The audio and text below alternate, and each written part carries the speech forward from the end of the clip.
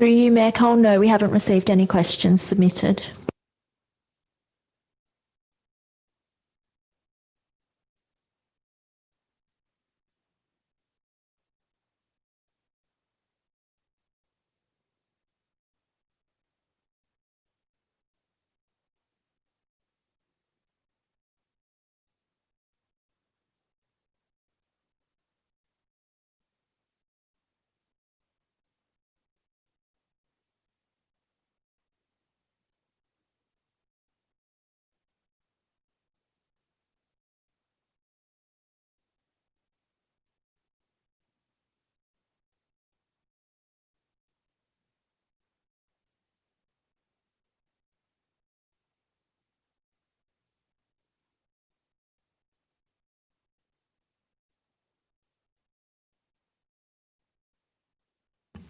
Oh, I'm so sorry.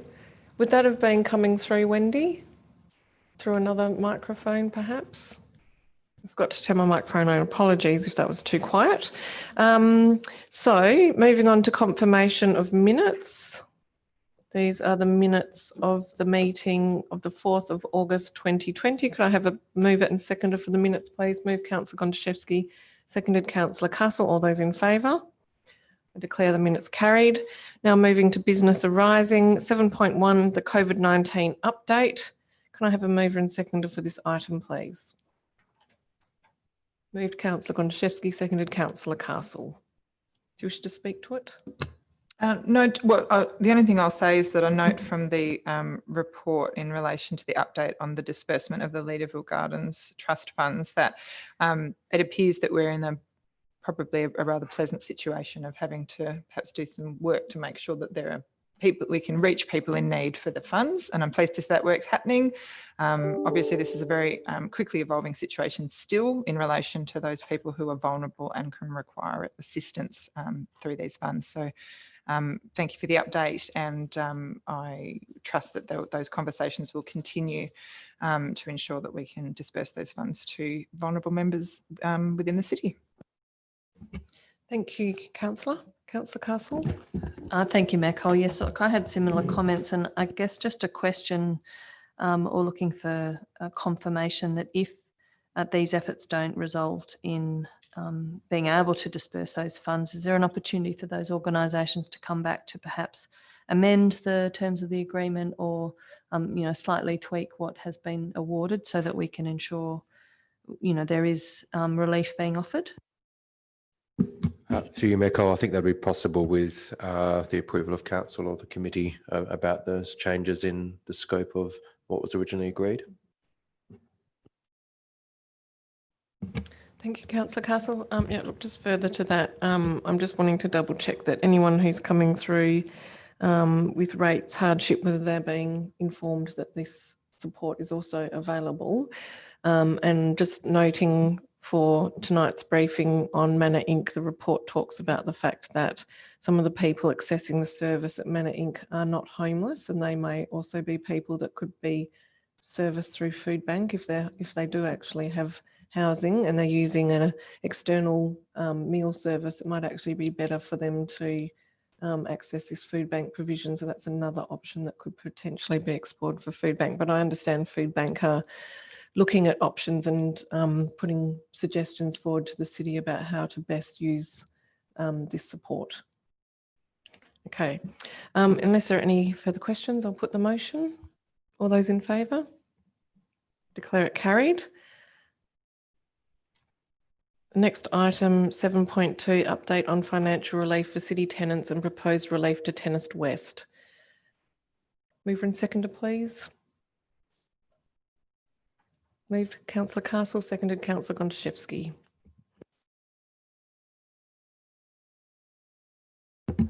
Thank you, Mayor Cole.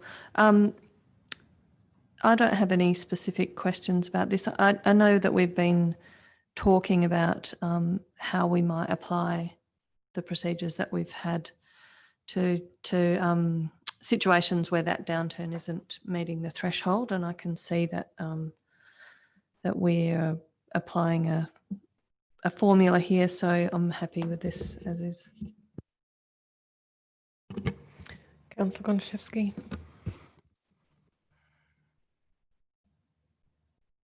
I'm not really into it, I have to say. I think that I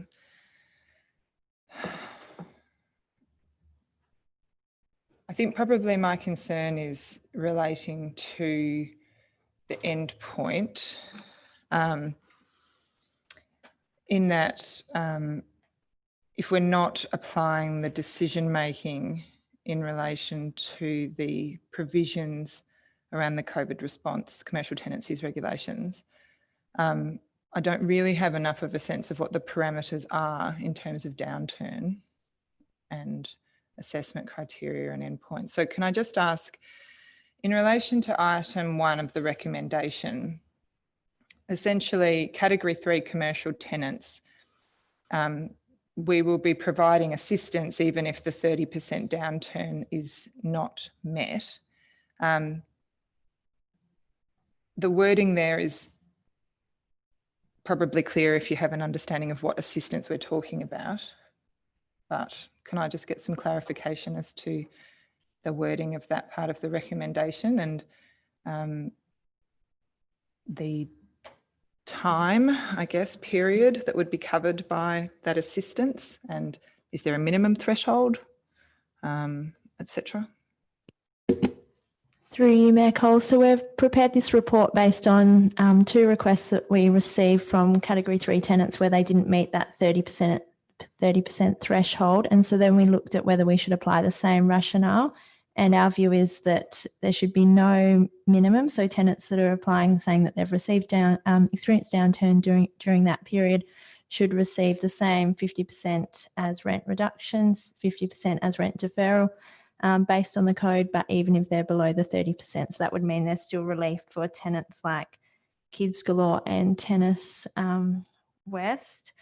So we're applying the same principles, but going below the 30%. It would still be for this state of emergency period. So the same period, potentially we could change the wording of 1.1 to financial assistance in the form of rent deferral and rent waivers, if that makes it clearer. But the idea is we apply the same assistance for this period to category 3 tenants, even if they haven't met that 30%. Thank you for that clarification. And I would assume then that it would be provide the to approve financial assistance in the form of rent deferral, 50% rent deferrals and 50% rent waivers for downturn experienced during the state of emergency, designated state of emergency period. Is that the intention? Through you, Mayor Cole, yes, that's the intention. I note that 1.2 does talk about the financial assistance being in the form of 50% as a rent waiver, 50% as the rent deferral. So maybe that sort of clarifies, but we could add that it's for the state of emergency period to make that a bit clearer. Yes, I think that it would be better to have an amendment to item 1 in relation to the, I'm just thinking, I might put an amendment to item 1 that says approves the following financial assistance approach for downturn experienced during the state of emergency period. Sorry, just emergency period under the code. So approves the following financial assistance approach for downturn experienced during the emergency period for category 3 commercial tenants.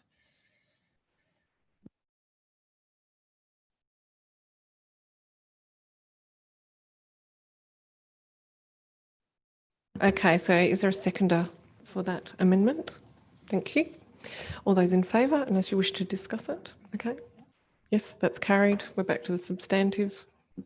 I can appreciate the idea of being a good tenant, but there's lots of things that our city aren't doing this year. Oh, good landlord. Sorry. Yes, that's true. But there's a lot that our city's not doing this year because of our constrained financial position. And I am also concerned that at this point in time, if I feel that if I was to, I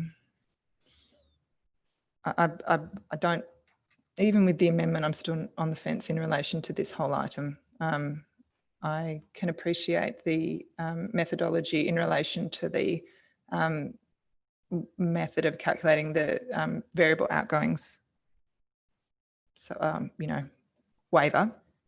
So that part I'm probably okay with, but I'm still really not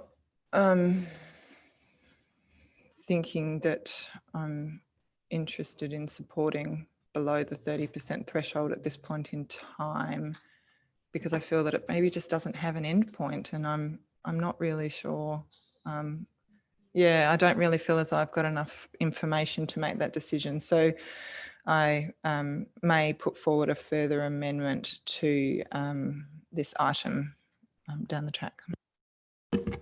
Can I just ask a few questions? Because we're dealing with commercial tenants. I just wanted to ask if the commercial tenants have received support from, say, the federal government, JobKeeper, or in the case of childcare, they've had the free childcare period. Is that factored into the downturn? Like, is any support from any level of government factored into the downturn figure, or is that pre-other support?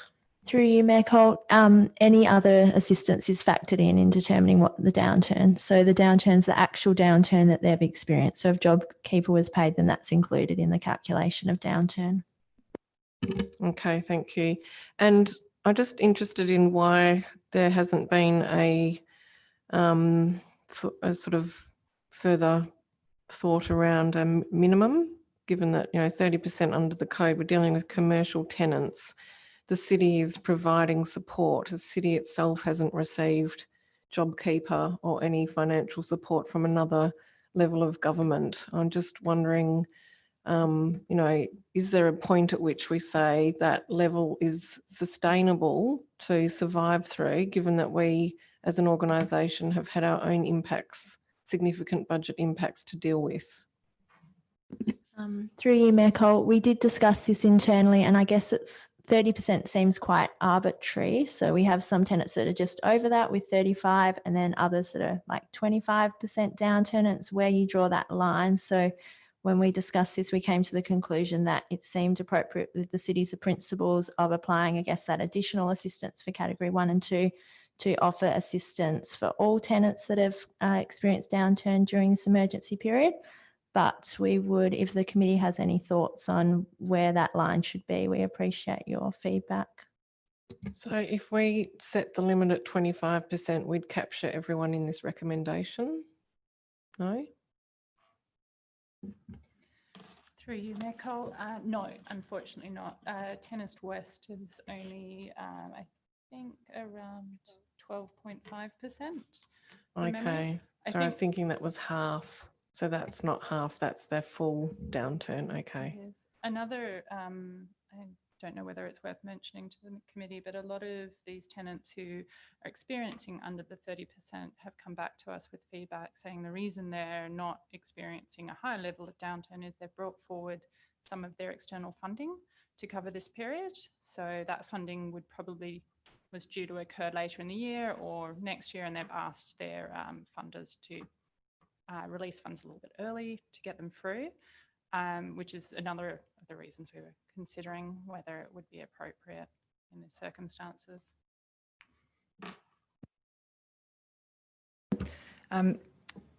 My recollection in relation to the category 1 and 2 decision was that, and I believe I asked a question to this effect, but I don't actually know if it was briefing, meeting or workshop, but related to an assessment of the cost to the city in administering these approvals for those tenancies and assessing financial downturn of those non-government and not-for-profit type organisations versus the actual income the city would gain in rent.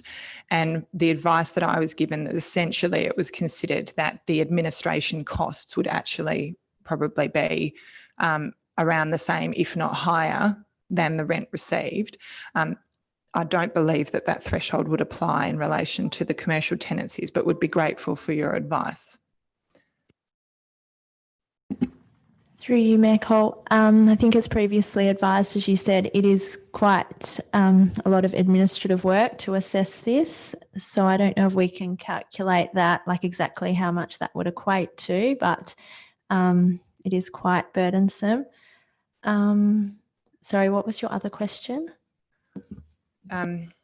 It was more that we essentially made the decision that we wouldn't assess downturn for the category 1 and 2 tenants because the income that we would get from their rent would actually, be lower than the administrative time cost of undertaking those assessments of downturns. And given at the time that we made that decision, the current state of emergency, it wasn't considered that there was likely to be any of those organisations that wouldn't be experiencing a downturn, given that they has essentially all been shut down because there was the enforced closures of those equipment. So that was sort of the basis of the question.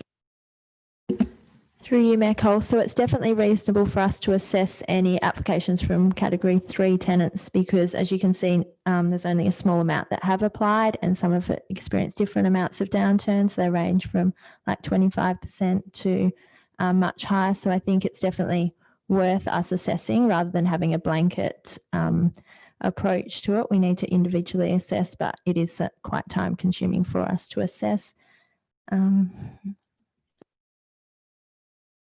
I just wanted to ask a question. When I read the recommendation to the committee, it says that the Tennis Central has had a reduction in turnover calculated by the Chief Executive Officer as 25%. Through you, Mayor Cole, sorry, that was a mistake. It is 25%. Okay, so if we change the threshold to 25%, this would cover everyone that's seeking support at this moment in time? Pretty sure that's correct. We'll just check 1 second. Because otherwise the waivers would be 6.25%.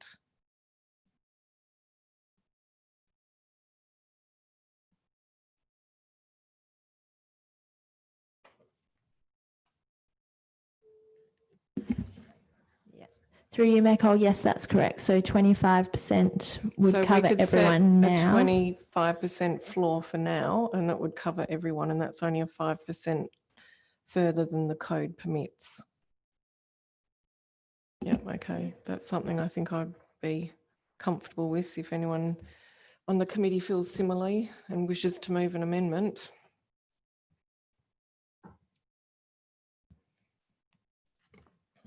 And no obligation, of course.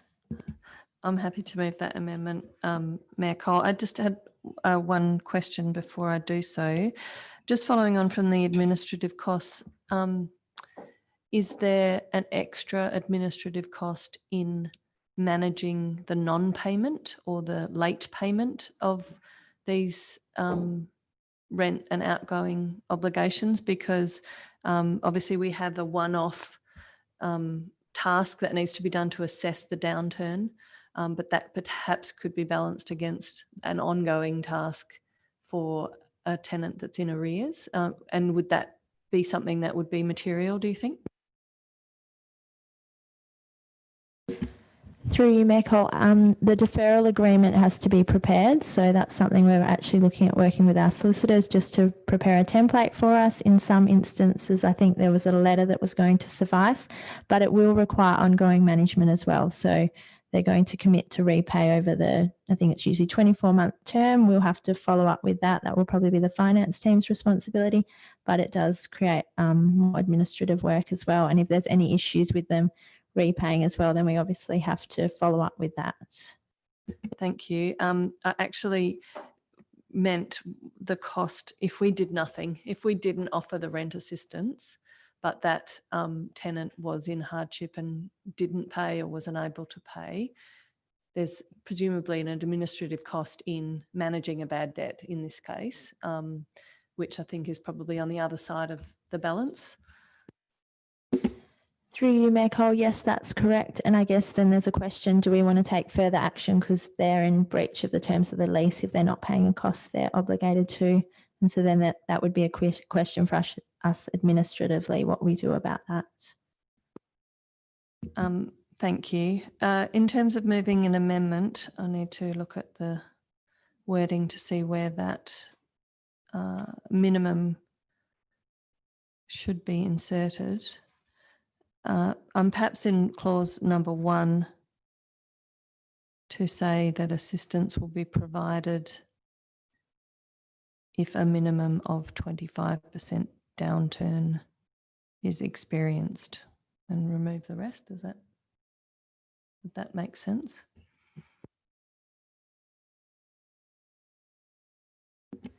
Through you, Mayor Cole, yes, I think that would work.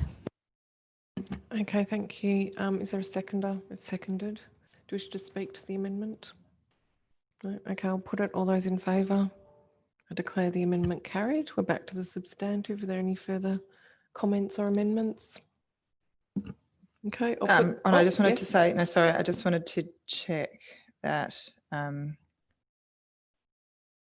we don't have any other situations where we've got the Tennis West and Tennis Central sublease thing going on. And in any case, if we did, they'd probably be assessed on the same basis with an undertaking, etc., that would be passed on. Is that correct? Through you, Mayor Cole, yes, Tennis West and Tennis Central is our only sublessee arrangement. Apologies, Mayor, one more question. With the previous amendment inserting the words during the emergency period, that obviously makes it clear that this extends until whenever that period ends. We've been dealing with these requests on a quarterly basis. Do you have any sense of what might be coming forward for the next quarter if this emergency period is extending, say, to the end of the year? We might be dealing with October to December as well. Do we have any information from our tenants about how that downturn might be changing? Through you, Mayor Cole. At this point, tenants are actually experiencing a bit of an uptick in their income. I haven't seen any indication that the emergency period in WA at least would extend beyond, I think it's 29 September. And I don't think we have any tenants at this point in time who would be experiencing a 25% or lower than those already notified for this current period. Thank you. I think with it being tied to the emergency period, it can be quite clear the nexus between the downturn and the pandemic. Obviously, the question we'll have in the future is how do we draw that link if this is to extend for some time? How much is directly relatable to the pandemic? But thank you. I understand. I thought we had to have the state of emergency in Western Australia to retain the hard border, which is now going to be until after Christmas. Is that the case? Mark, that's probably a Mark Fellows question.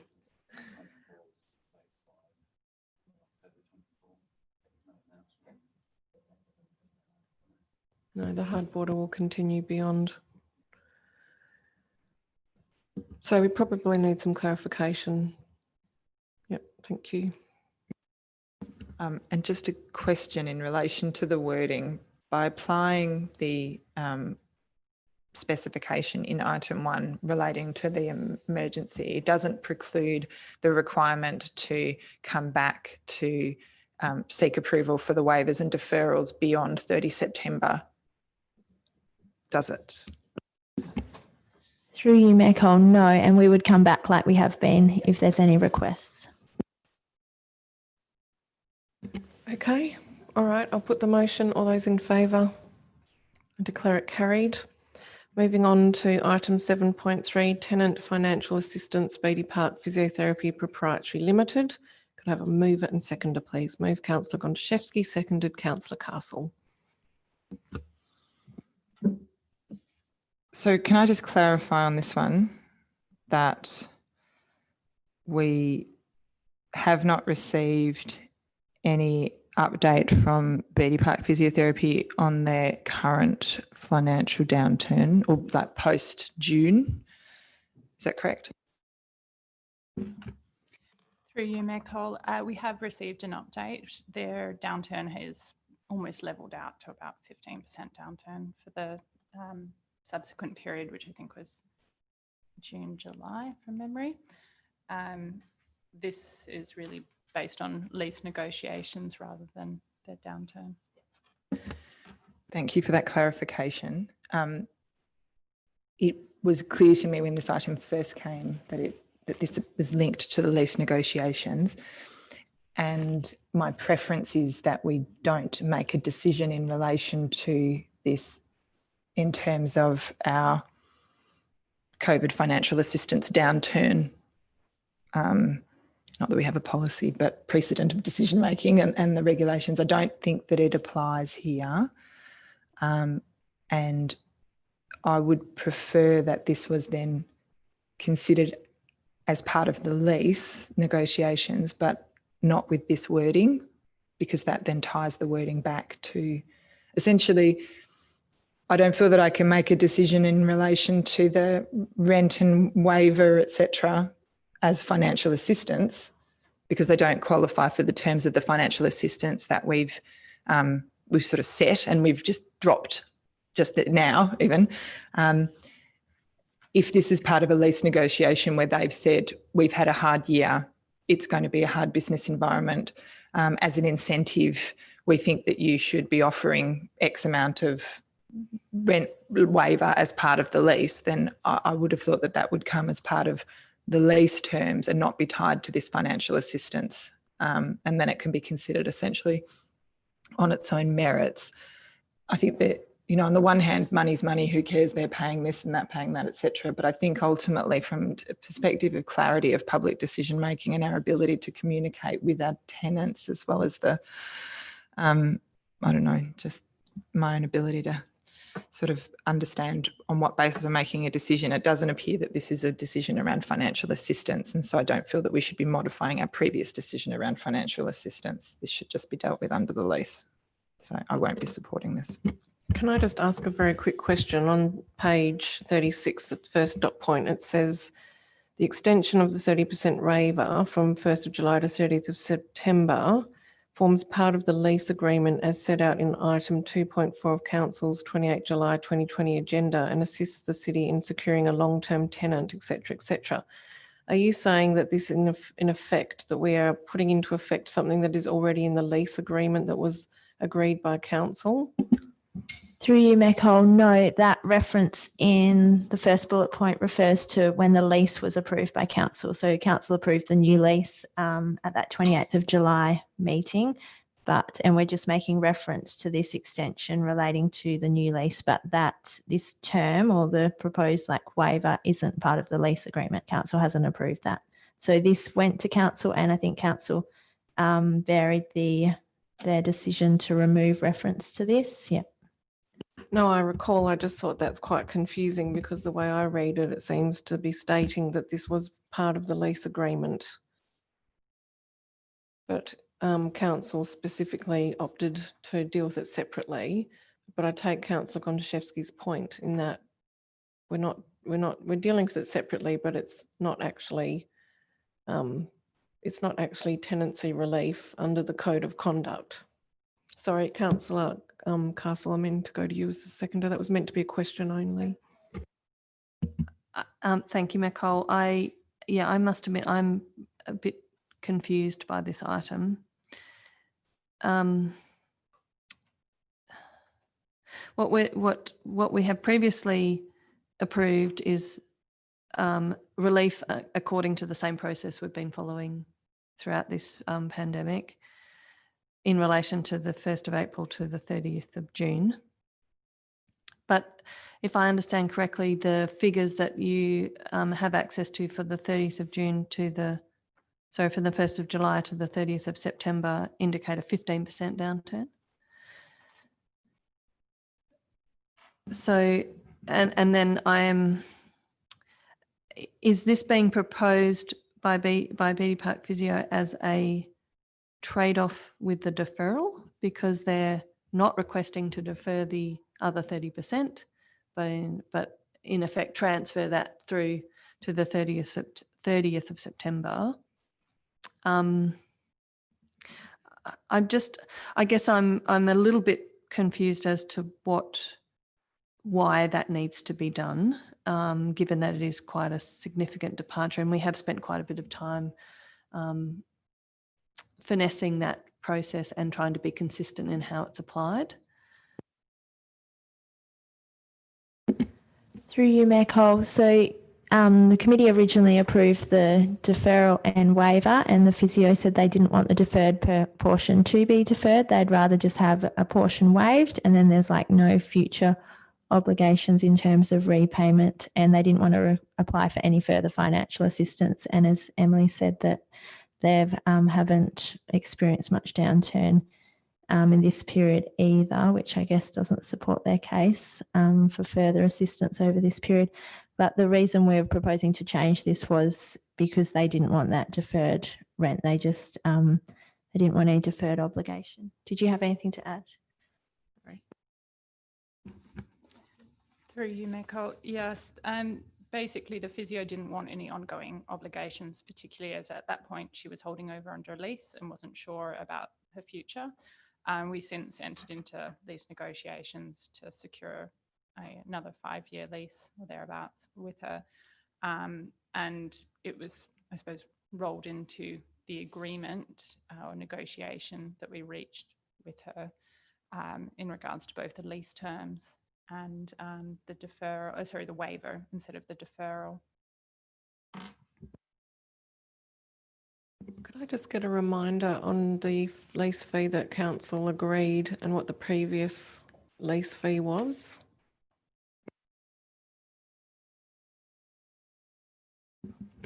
For you, Mayor Cole, I believe the original lease fee was around 93 or 91,000 per annum. There's been a slight drop to 83 per annum. This is based on, we went back to the market rent valuer and got some further feedback about the effect of COVID on downturn in market rent during this period. And he supported I suppose, negotiation or open negotiation with the tenant based on that. And what's the value of the additional 3 months, 30% waiver of rent and variable outgoings?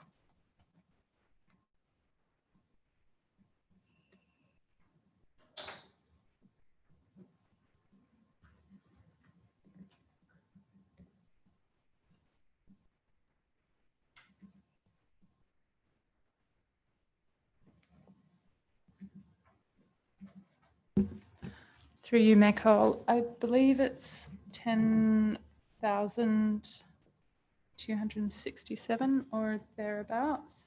Sorry, I'm just trying to. Okay. That's okay, take your time.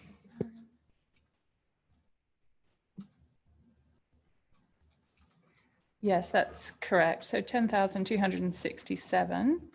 But because there's no deferred portion during this time, that obviously means that we don't have the $10,000 debt that would have occurred if we'd allowed the deferral for the April to June period. So just to clarify, I was just looking at the extension of that. So the committee has already approved 1st of April to 30th of June. So I'm just looking at what is the difference between the 1st of July to the 30th of September. Is that $10,000? Yes? Yes. Okay, great. Thank you. So a reasonable amount. Yep. Okay. Yep. My apologies, because I am still trying to get this straight in my head. Is the first question is the foregoing of the deferral contingent on the extension of the waiver from the tenant's point of view, or is the foregoing of the deferral something they proposed up front because they didn't want to take on the obligation, and then at a later point this waiver, extension of waiver, has been proposed by the city or by the tenant? Through you, Mayor Cole. I believe they were proposed contemporaneously. So it was, the idea was she didn't want any continued obligation and suggested as an alternative the 30% waiver just extend for the 6 months, and her not having to apply for a second set of relief. So they're tied together in that if we were not to approve the extension of the waiver, in all likelihood, the tenant would then seek to take up that deferral option. Is that your sense? I'm unsure, to be honest. I don't think she would want to defer, would be my gut instinct. From what she'd told me, she had no desire to have any continued debt with the city. And secondly, I guess perhaps it's about the sequencing of it. I'm just wondering if this extra waiver has really already been factored in through the downturn in market value and the rent and the lease negotiations. So there's already a reduction in ongoing rent obligations because of the market value dropping. Is this double dipping, or is this a separate relief? And apologies again, because I'm really trying to get this straight. Through you, Mayor Cole. I don't believe it'd be double dipping because she's still paying full rent at this point in time. So for the 91 or 93 odd, the new lease would only come into effect, I believe we were suggesting in September, I think 1st of October. So it relates to a future obligation, and the downturn has already been experienced for the 6 months that she would have been paying the full 90 odd thousand in rent. But just to clarify, the recommendation says downturn of 60%, but that downturn of 60% only applied from April to June. And the downturn from July to September is 15%, which would not meet the threshold for financial assistance. Is that correct? Through you, Mayor Cole. I couldn't say as to August, September. I've only seen her June, July, I believe, which was 15%. I'd say that would be pretty accurate though. Look, I have some concerns about the mechanism. I can understand this has been part of negotiations, and that's important to, hold true on those negotiations, because obviously that's been undertaken in good faith. I'm wondering when the lease is due to expire and whether this actually should come back to council as a reconsideration of the lease with a lease incentive payment of $10,000, so that this is actually clear what it is and that this mechanism for relief under the code is not applied where it's not meeting the required reduction in revenue. Through you, Mayor Cole. I believe the lease has already been approved in principle at the earlier meeting. I'm aware of that. I'm talking about when does the current lease expire, and would there be an opportunity for council to reconsider the lease with this as a lease incentive payment rather than treat it as a relief payment for downturn that has not been demonstrated? So the current lease has already expired. She's holding over. Okay. And it, expired, I think, late last year. Okay. Well, I don't recall signing this lease, do you, CEO? I don't think we've signed it off yet. Through you, Mayor Cole, no, you haven't signed off on the new lease yet. So it was approved by council and then it will come to you for signing shortly. In terms of if the committee didn't approve this, then we'd go back to the physio, which is what we did after the decision on the lease when this was removed. This part of the recommendation was removed, and I just, I guess, explain it to her and then see what she comes back with. It's possible because it appeared that they didn't want any deferred amounts because they didn't want that ongoing obligation that they'll just take the committee's decision as yes, they aren't experiencing downturn over this period that meets the threshold, and therefore the only assistance they got was that original 30% waiver, and there might be no further action. We can, if they request further action, we can report back to the committee on that. If they do request further action, I think it needs to be treated as part of the lease, and I would recommend that that go back to full council. Yeah. So look, I think that we should only really be considering up to 30 June for this particular recommendation until we can go back to them and have further discussions. That would be my recommendation to the committee.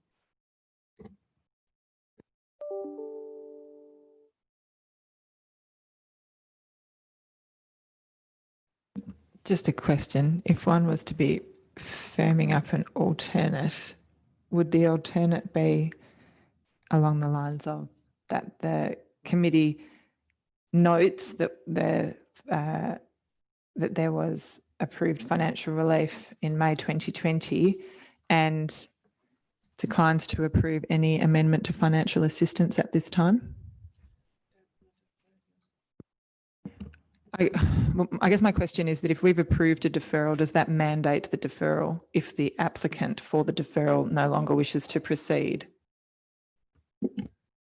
Through you, Mayor Cole, I assume, well, my understanding would be that the applicant could say we don't accept that deferral, and then we wouldn't progress with the agreement with them to enter into the repayment plan. So we probably don't need to change the previous recommendation. We just go back to what was approved in May by the committee.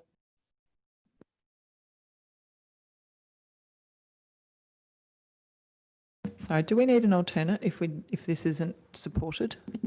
I think this motion can just be lost and then we'd report back that the committee didn't approve it. Thank you. I think I was applying planning, decision making to other items. My apologies. Okay, are there any further questions? I will put the motion. All those in favour? All those against? I declare the motion lost. Do you require reasons for refusal from the committee? Through you, Mayor Cole, I think just brief reasons would be helpful, then we can go back to explain that. The committee does not feel that the appropriate mechanism has been used for a lease incentive, given that the applicant has not been able to demonstrate a downturn in revenue that meets the 25% threshold established by the committee. We are open to exploring other mechanisms if this was part of the lease negotiations, but it should be treated as part of the lease negotiation. Thank you.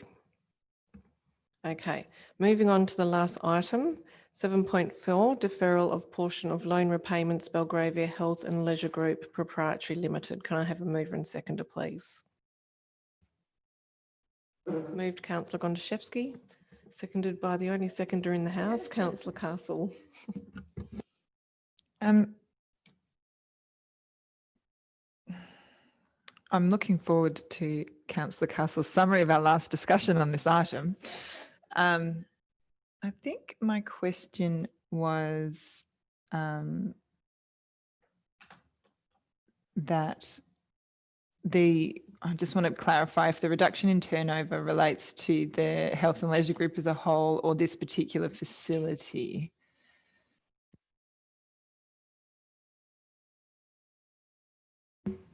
Through you, Mayor Cole, do you mean the facility at large Loftus Centre or the portion that Belgravia is using?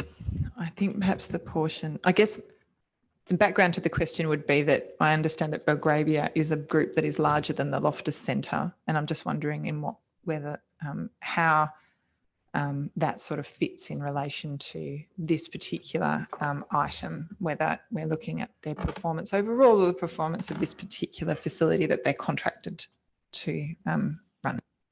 Through you, Mayor Cole, right, I understand. So the performance that we're seeing is just Belgravia's performance at Loftus Centre. I believe there might be a parent company somewhere that runs alternates.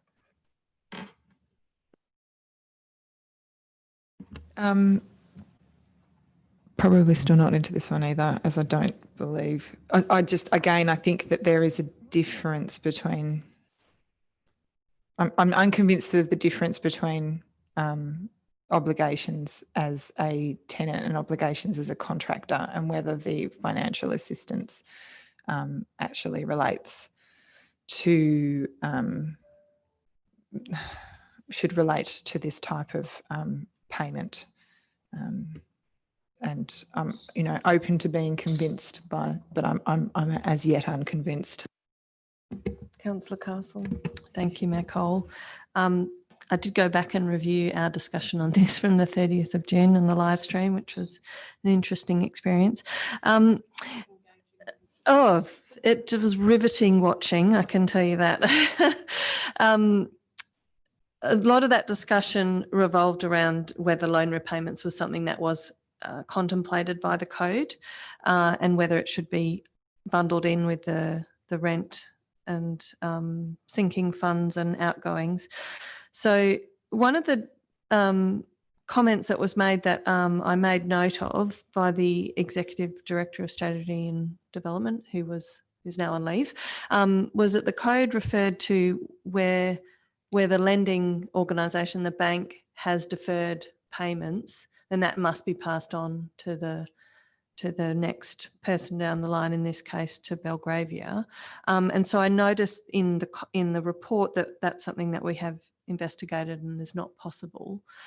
I guess my first question is just to clarify that if we were to support this this particular item, that would result in the city having to cover those loan payments in the interim without any money being recouped from Belgravia until that deferral payment kicked into place. Is that correct?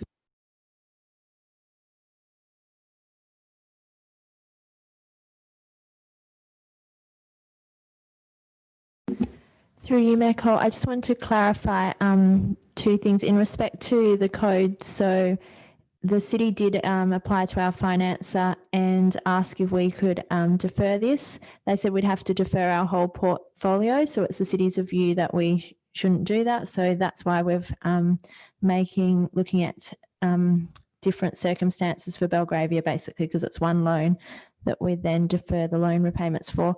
I also believe we haven't been receiving these loan repayments at the moment, so they're on hold. So the city is basically paying back this loan and then we'll be waiting to recover it from Belgravia. So at the moment, we're not receiving these payments.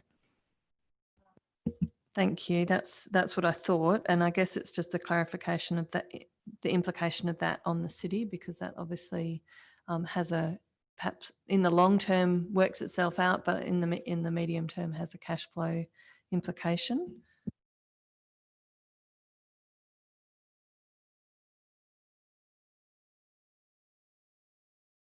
Oh, sorry, I'm just looking for some clarification on that's correct, and what impact that might have on our budget situation and our finance.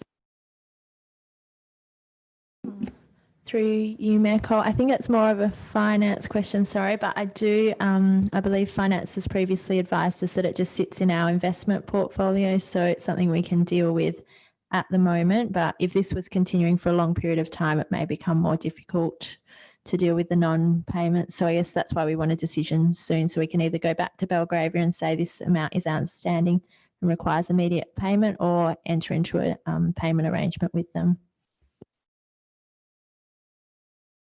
I just wanted to ask a question about the sequencing of this recommendation, because it talks about a repayment period will be a minimum of 24 months or an alternate period as agreed by the Chief Executive Officer in Belgravia. And then clause 3 is that we recommend to Council a 1-year extension of the lease and contract between the city and Belgravia.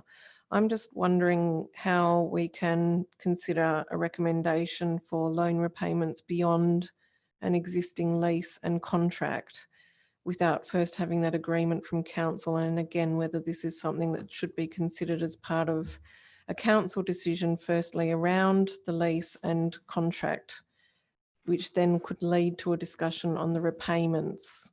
What legal standing do we have once we no longer have a lease and contract with Belgravia?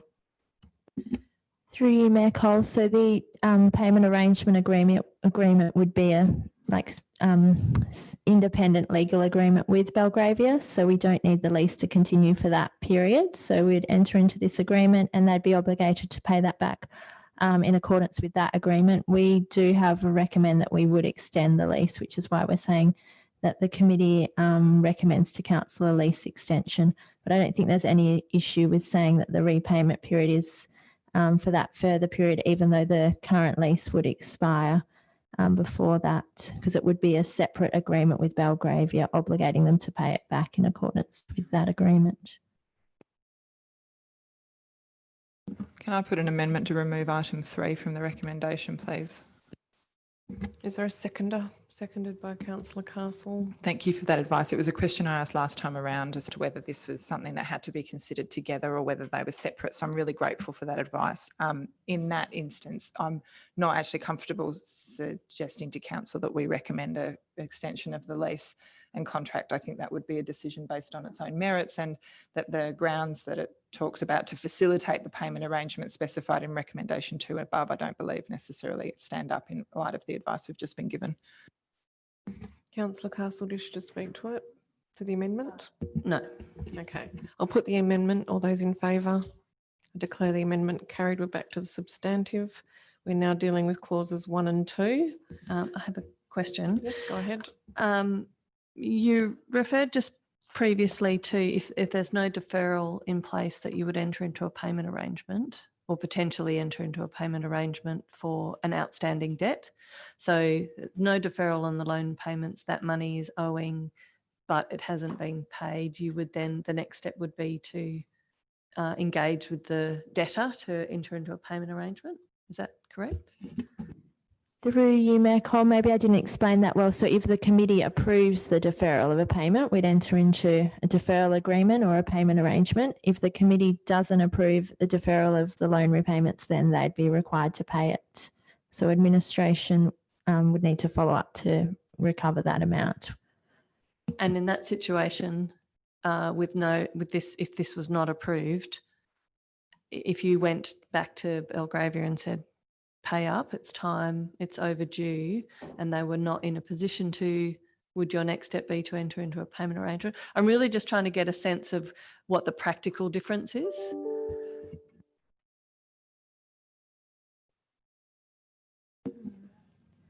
Through you, Mayor Cole. So those outstanding debts are reported to council, I think, via the financials. So we track there's any outstanding debts with tenants, and we'd need to, I guess, report back to council depending on how much that is as well, and organise. So we'd have to find out Belgravia's reasons for not paying, and then probably report back or require them to pay within a certain amount of time, because in accordance with the lease, they need to make that payment, and then they'd be in breach of the lease.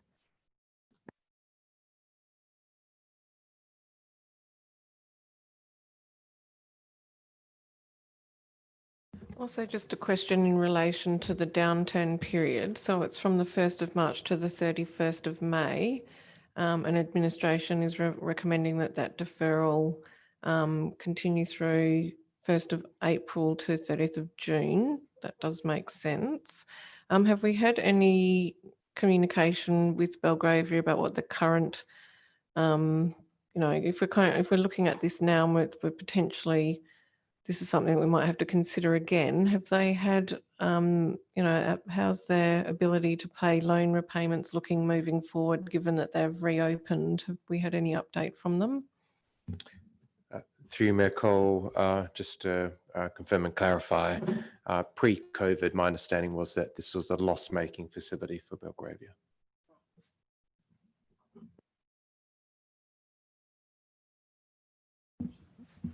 Yeah, through you, Mayor Cole, as well. Belgravia is in a position where they are available to get JobKeeper subsidies, and I believe they're downturn much like Beatty Park at the moment, back up around the 90-95%. So they are on the up at the moment, depending on what happens in the rest of the state. I guess that just has some implications in terms of payback time. Like if they've recovered quite quickly and we're looking at a payback period that doesn't start until the 1st of October or later as determined by the CEO, and then is 24 months beyond a lease, I'm just really questioning whether that could be tightened up, given that the recovery has happened quite quickly.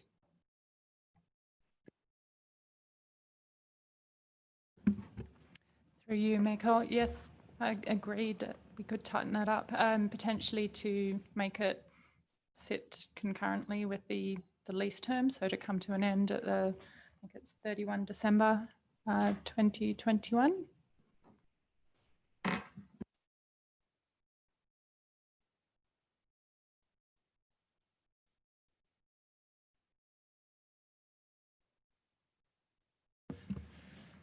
Sorry, can I just get that clarified, that we could make an amendment so that the payment arrangement coincided with the end of the lease term? I'd be comfortable with that. Can I put that amendment so that, oh God, hold on. I think I'm putting forward and period would, the repayment period will cease no later than 31 December 2021. Through you, Mayor Cole. Yes, that would coincide with the lease expiry date.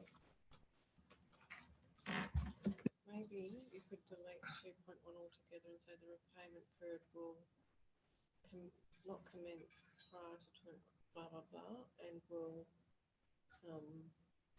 be completed by. Yeah, okay. Yep. Good call. So, sorry, I'm just going to change my amendment to remove item 2.1.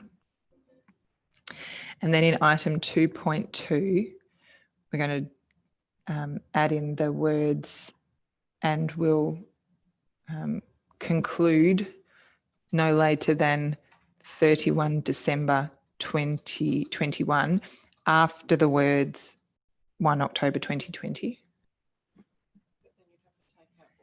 And then, yes, and then we're removing the words or such later date as agreed by the Chief Executive Officer and Belgravia.